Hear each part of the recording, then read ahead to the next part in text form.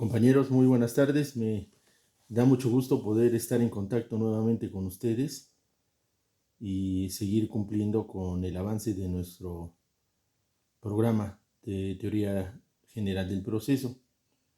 Espero también que tanto ustedes como sus familias se encuentren muy bien y les reitero que cualquier duda o comentario me la pueden formular a través del correo en el cual nos comunicamos. Miren, hoy nos toca ver un tema que es de los más importantes en la teoría general del proceso, pero que además de ser un tema informativo para todos ustedes, se convierte en un tema formativo, porque es dentro del cual también nos vamos a desenvolver en nuestro ejercicio profesional.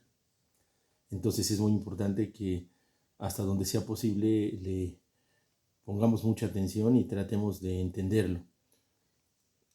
Recuerden que cuando nosotros al principio de nuestras clases dimos la definición de teoría del proceso o teoría general del proceso, comentamos que se encarga del estudio de los principios, conceptos e instituciones que son comunes en las distintas ramas del derecho procesal y que los principales conceptos que son comunes y sobre los cuales se les dedica pues una gran atención son el de jurisdicción, acción y proceso, independientemente de que, claro que vemos las pruebas, los medios de comunicación procesal, los medios de impugnación, etc.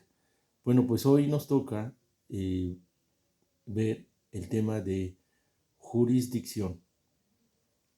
Miren, el vocablo jurisdicción pues se deriva de el latín iuris o juris, dictio, que significa decir o declarar el derecho.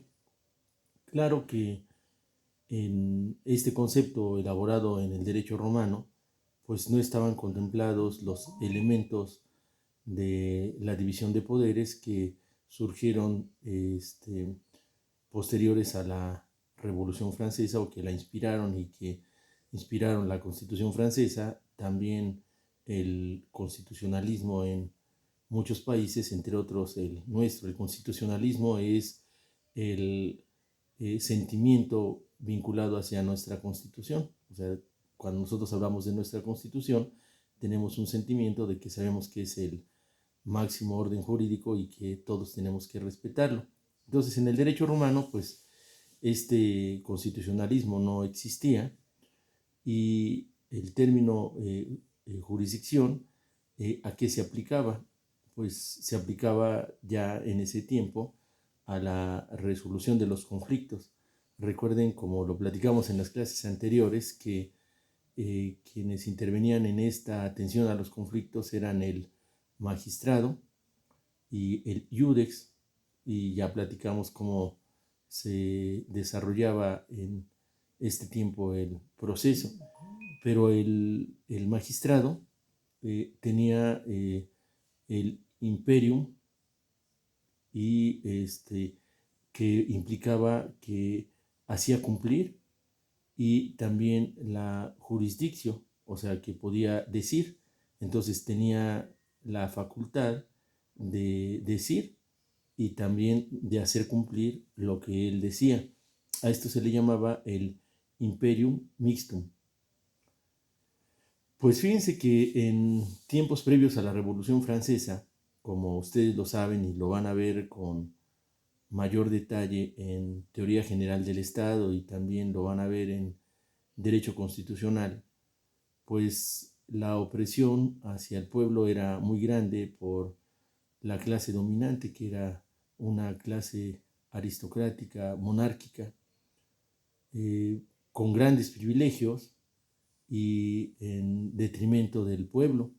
El pueblo pues estaba totalmente oprimido y las oportunidades de tener una vida digna pues se veían relegadas. Esto lógicamente originaba un gran descontento social.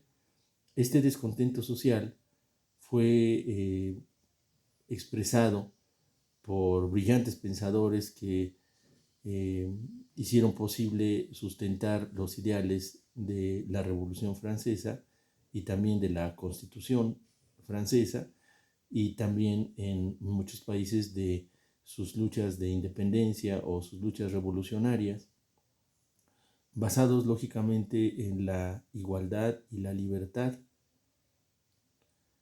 Entre otros, bueno, podemos citar a Diderot, D'Alembert, Juan Jacobo Rousseau, y particularmente quien elabora el libro llamado El espíritu de las leyes, Montesquieu.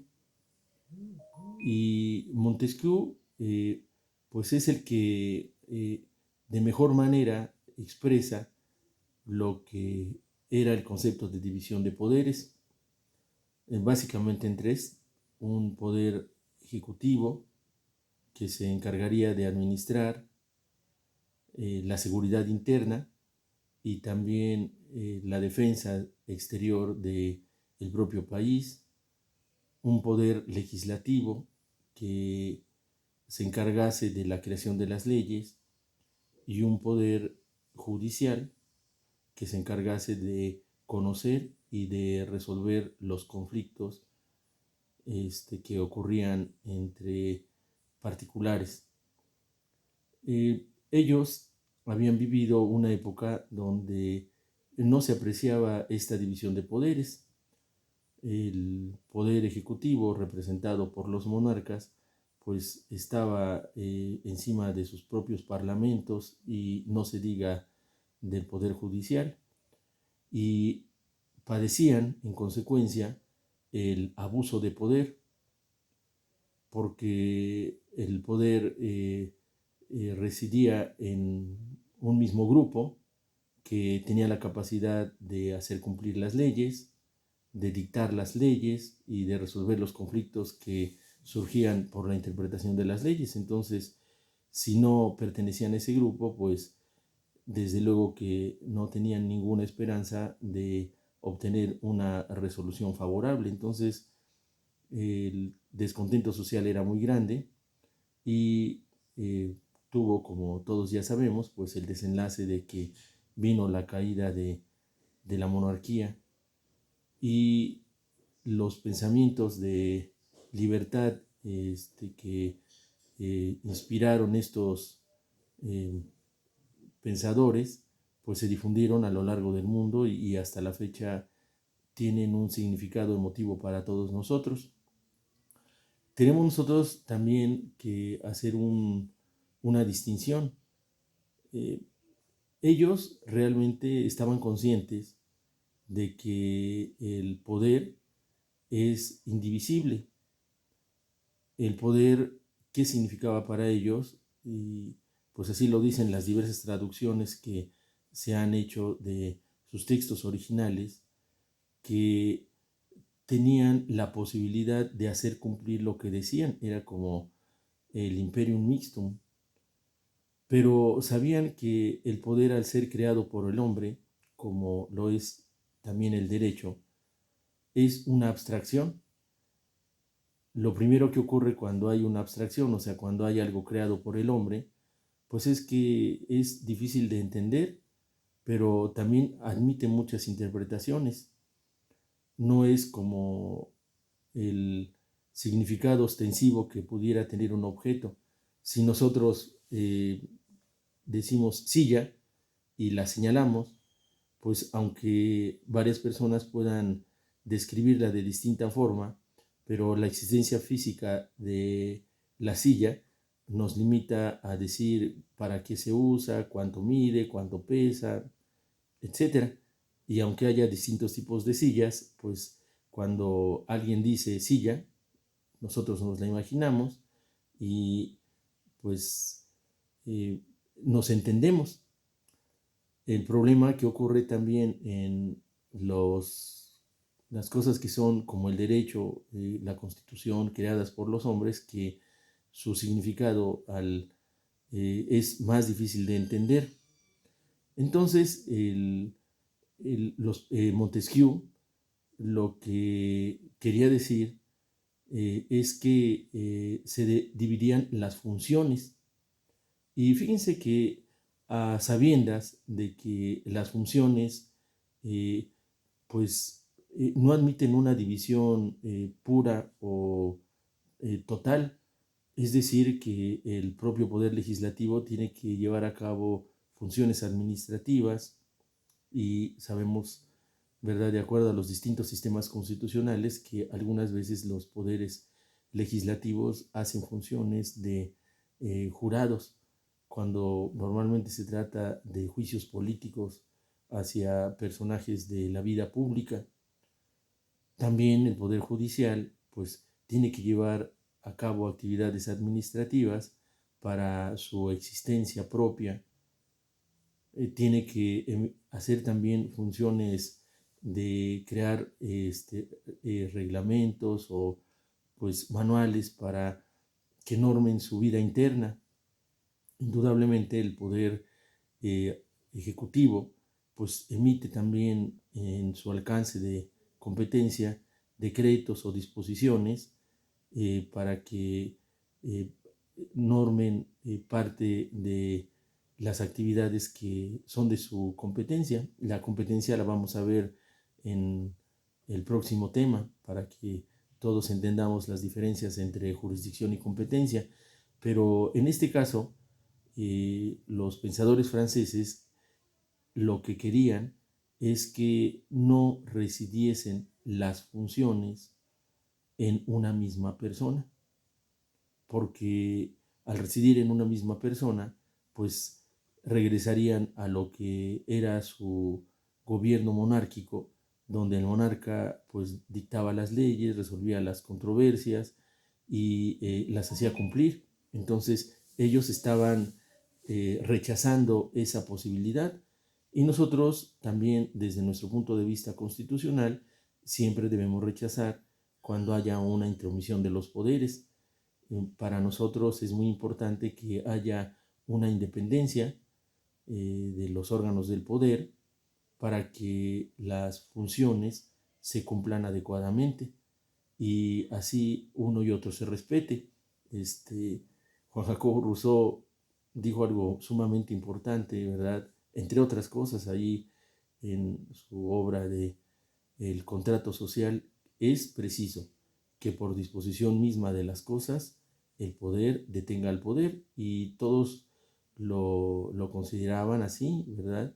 Y hoy nuestros escritores que abordan los temas de derecho constitucional pues coinciden en estos principios. Entonces es preciso que el poder detenga al poder, pero para que el poder detenga al poder debe haber una clara división de sus funciones, aunque el poder, al ser una abstracción como tal, sería indivisible, pero las funciones sí se pueden adscribir orgánicamente a cada órgano del poder. Entonces, nosotros ya con esta idea de los pensadores franceses, sumada a lo que es nuestro antecedente del derecho romano, pues podemos emitir una definición de jurisdicción. La jurisdicción es una función, primero, fíjense bien, función, a diferencia de una facultad que corresponde a la competencia. Entonces, y no se preocupen ahorita porque lo de competencia, como les digo, lo vamos a explicar en la próxima clase, pero para empezar es una función que corresponde a los órganos autónomos del Estado para conocer el litigio a través del proceso, emitir su resolución y en su caso hacerla cumplir. Esta es la definición de jurisdicción y vamos nosotros a ir analizando poco a poco la misma, no sin antes pues hacer una precisión que nos va a servir para entender no solamente el tema de la jurisdicción que hoy nos ocupa, sino pues lo podemos utilizar en diversos conceptos que a veces presentan en su interpretación o su entendimiento puntos de vista distintos. Fíjense que uno de los problemas del derecho es el problema de la comunicación. ¿Por qué? Porque a veces nosotros decimos algo que los demás entienden de forma distinta. Le atribuimos a algunos términos, y cuando se trata de términos muy importantes, pues todavía el problema es mayor, significados distintos. Y esos significados distintos pues presentan primero que no se entienda, y después que las personas se contradigan porque creen que lo que estamos diciendo es contrario. A lo mejor ni siquiera lo es, pero hay un problema de entendimiento y un problema de comunicación. A veces utilizo la comparación con lo que ocurre con los médicos, que hoy es una profesión tan importante como siempre lo ha sido, pero pues está hoy en el ojo del huracán, ¿verdad? Pero si nosotros ponemos atención a una plática de dos médicos, pues difícilmente les vamos a entender si esta plática se refiere a su profesión, porque nos pueden hablar de enfermedades, de medicinas, de tratamientos, de diagnósticos, de pronósticos, y pues si nos están explicando a nosotros, seguramente vamos a pedirles que nos hablen en términos más entendibles. Ocurre porque ellos hablan lo que se conoce como un metalenguaje, un lenguaje especializado. En materia jurídica también nosotros hablamos un metalenguaje, y nuestro metalenguaje, a diferencia del que ocurre con el personal de la salud, pues es dominado por quienes son los estudiosos del derecho, como ustedes, ¿verdad? Como el personal del Poder Judicial, los abogados litigantes, pero es del uso común. Entonces, nosotros, respecto de muchos términos o expresiones, tenemos ideas que vienen de lo que dice un comentarista, de lo que dice un escritor, de lo que dice las personas que están en la calle, y entonces nosotros pues no nos podemos a veces pues aclarar qué es lo que realmente significa. Para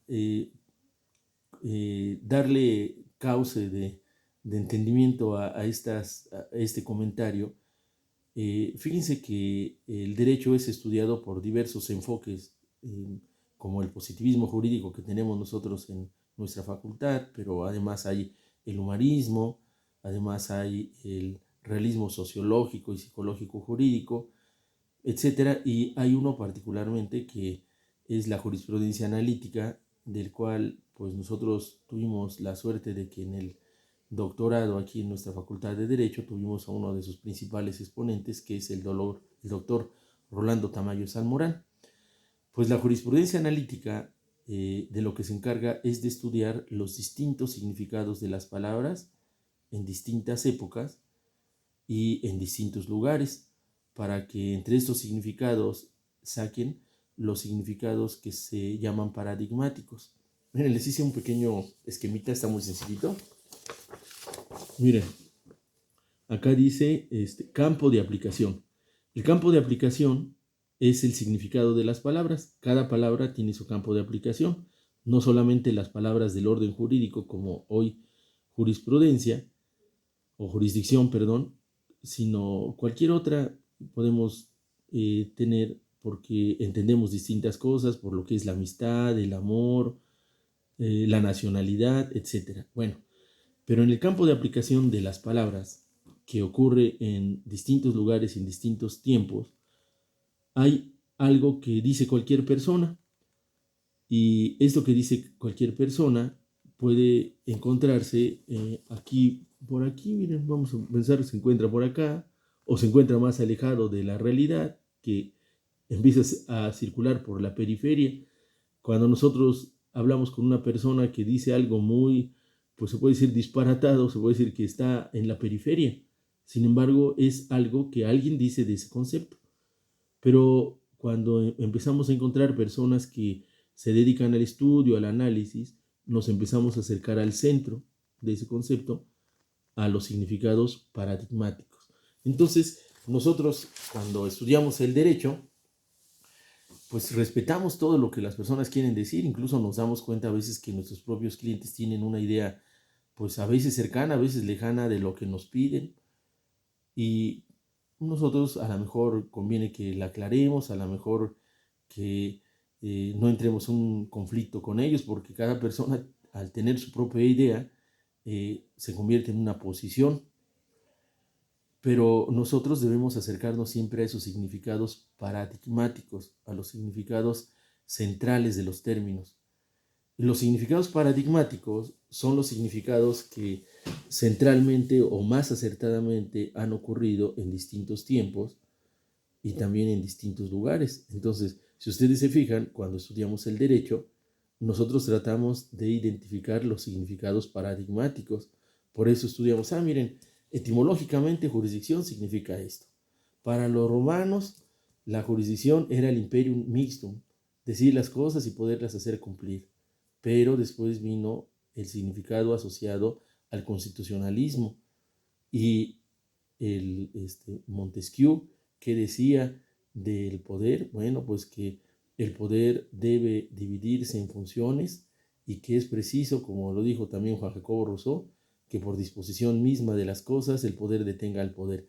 ¿Qué estamos diciendo con esto? Estamos acercándonos a los significados paradigmáticos de un concepto.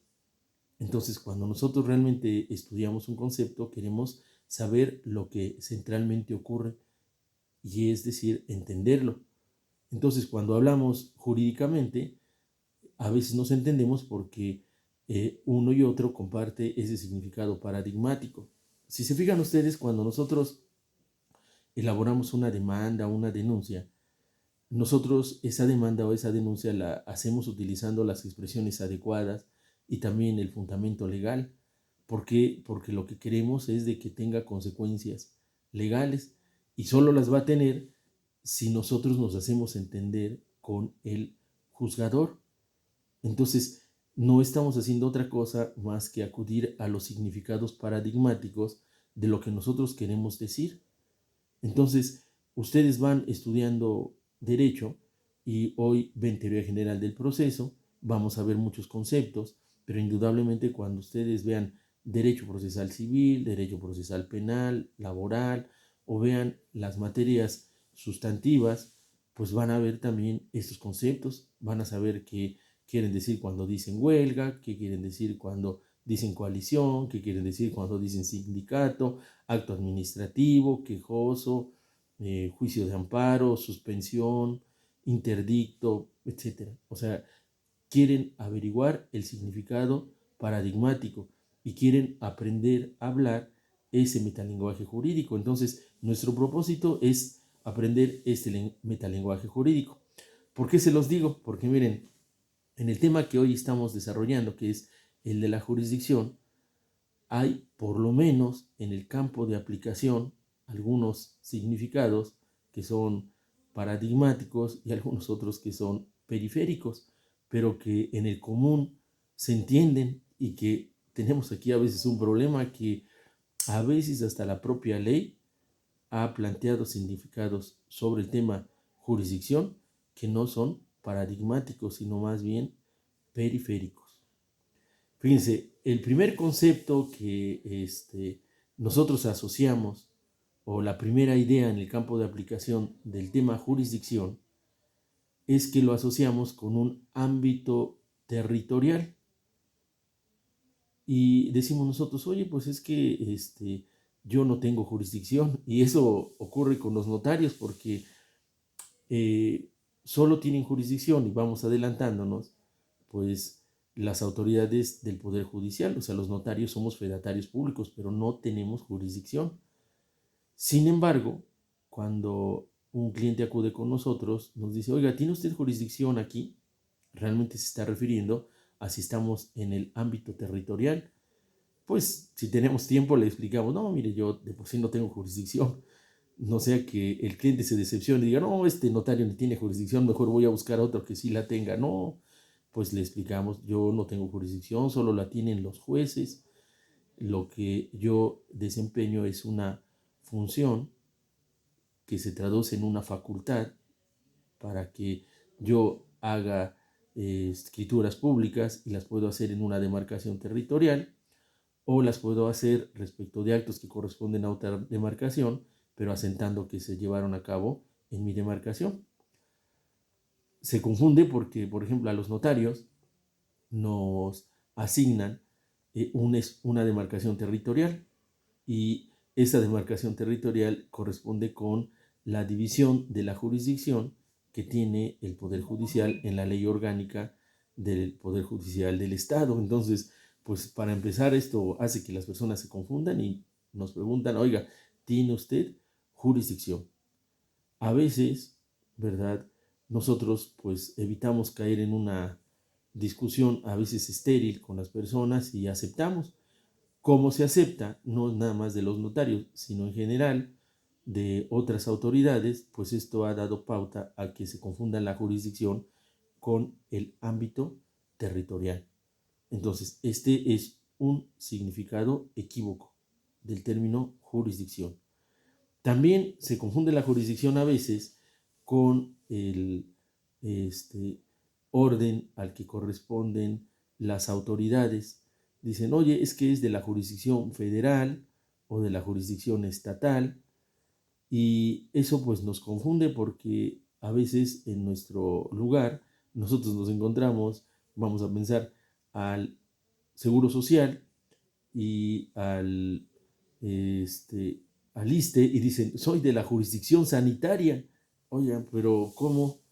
Si jurisdicción solo corresponde al Poder Judicial, pero ustedes pues ni siquiera son jueces, no tienen nada que ver, o sea, son hoy un personal tan importante que está luchando por nuestra salud, pero definitivamente que no corresponde a ninguna situación de acumulación de órganos del poder. O dice, no, es de la jurisdicción militar.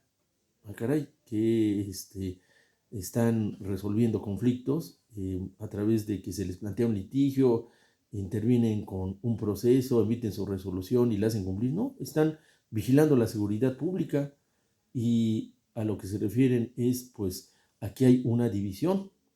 Entonces, a veces el término jurisdicción lo utilizan también para designar determinados órganos del poder, que también es un significado equívoco de la jurisdicción.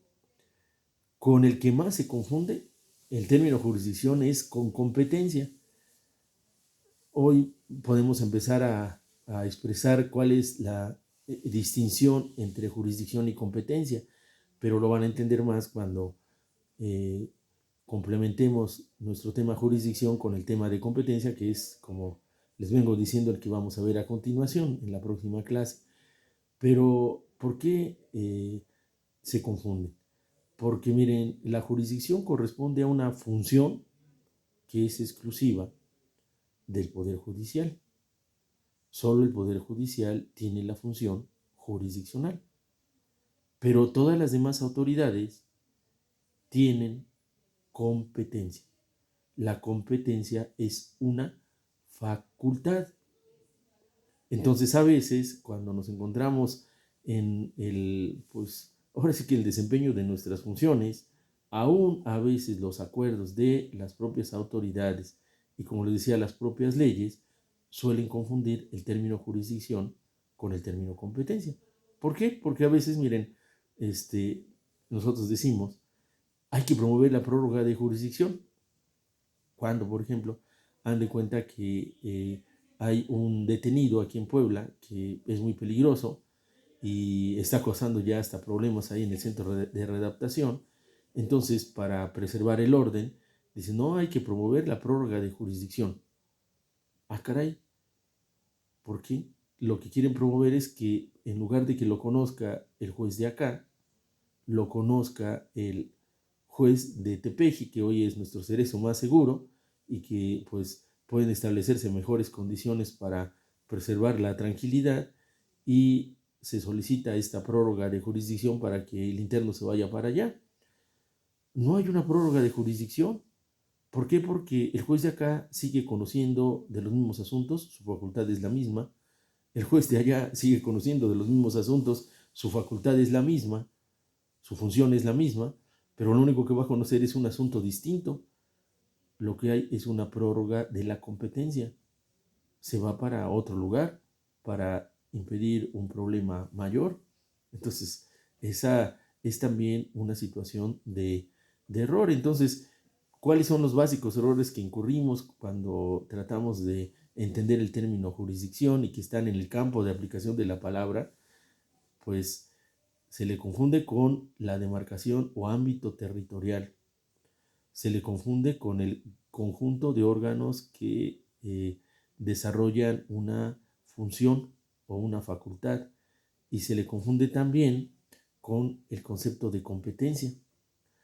¿Cuál es entonces el significado que debe ser el paradigmático, el que está al centro, el que ha sido o es uniformemente aceptado, no nada más en nuestro país, sino en general? Pues que la jurisdicción es una función. Esta función solo corresponde al Poder Judicial. O sea, la función jurisdiccional no la tiene el Poder Legislativo, no la tiene el Poder Ejecutivo, solo la tiene el Poder Judicial.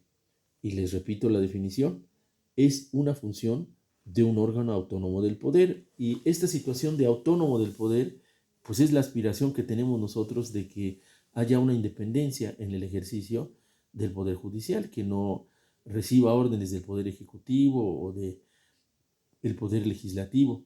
Entonces, es una función de un órgano autónomo del poder.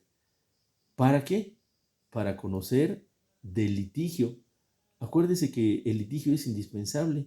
Si no existiese el litigio, pues no existiría las autoridades jurisdiccionales, no existiría el concepto jurisdicción, no existiría el concepto proceso, etc. Entonces, para conocer del litigio. ¿Pero en qué forma? A través del proceso. ¿Para qué? Para emitir una resolución. Esta resolución es la sentencia, y para que esta sentencia se haga cumplir. A partir de esta definición del concepto jurisdicción, vamos a obtener nosotros las dos primeras actividades que se realizan en la jurisdicción, que son la cognición y la coacción.